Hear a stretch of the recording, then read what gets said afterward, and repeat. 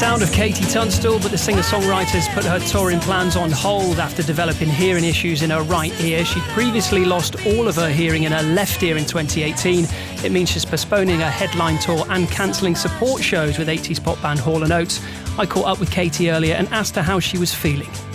It's an incredibly difficult decision. I've been touring professionally for 15 years and it's so rare for me to cancel.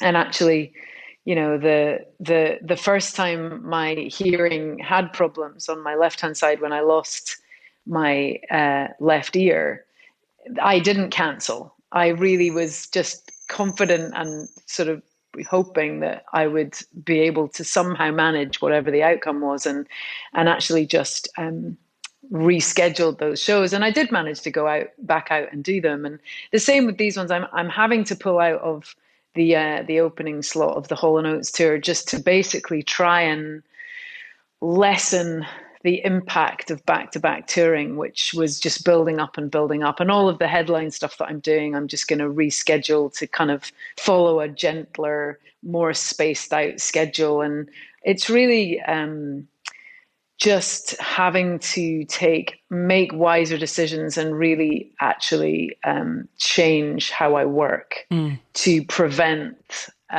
anything else happening to my hearing. When you realised that you were having issues with your right ear, that must have been terrifying, because I imagine you had to totally change the way you worked already when the left ear was being affected. Yeah. And as you mentioned before we were on air, that you suffer a bit of tinnitus as well. And I think a lot of people who have it will probably experience the same thing as I do, which is it's very, very random.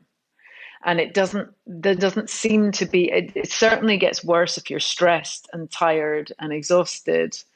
But what I get is these really weird pulses of sound, which is what was happening in the left before that one. Before I lost my hearing, you'll get a sudden pulse of tone. Yeah.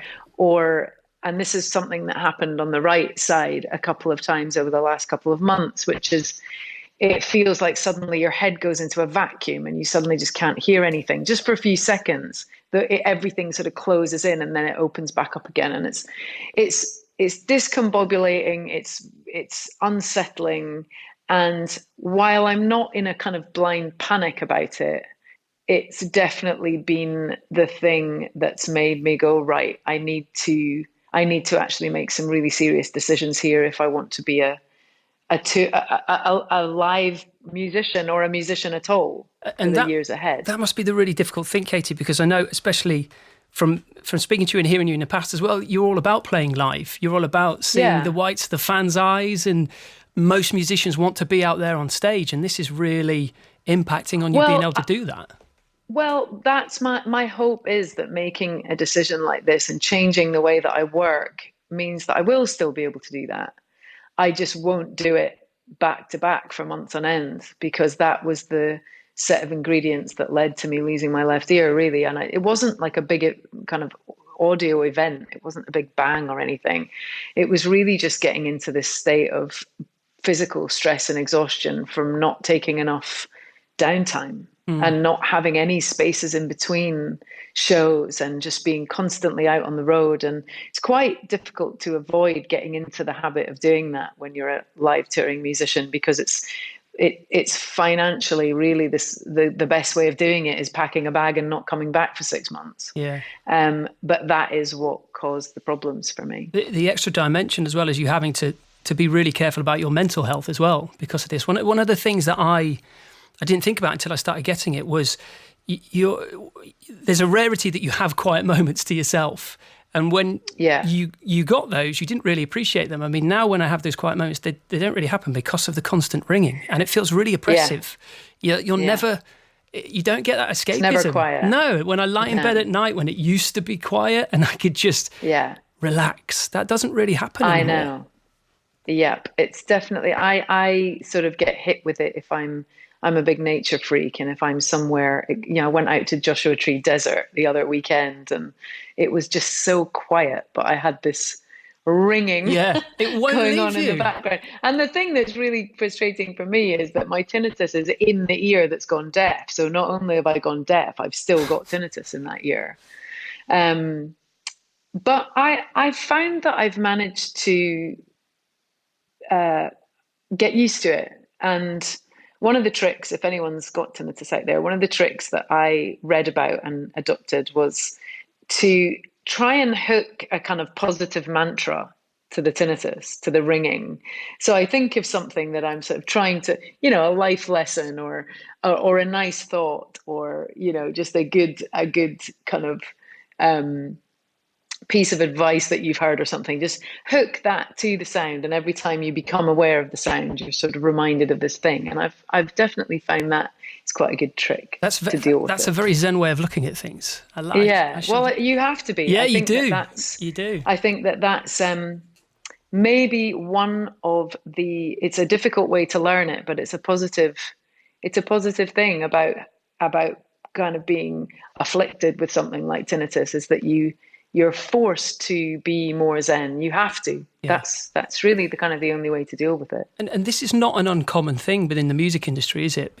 As I understand, people like Chris Martin from Coldplay, Neil Young famously, Will.i.am, they all suffer from some sort of hearing loss or tinnitus. Have you spoken to other people in the industry? It's really rife. It's very, very common. And I've had a lot of music peers reach out and say that they've had the same thing and they haven't known how to deal with it. And it's really, really common. I mean, mine, as I said, they don't think was affected by a single event or even outside noise.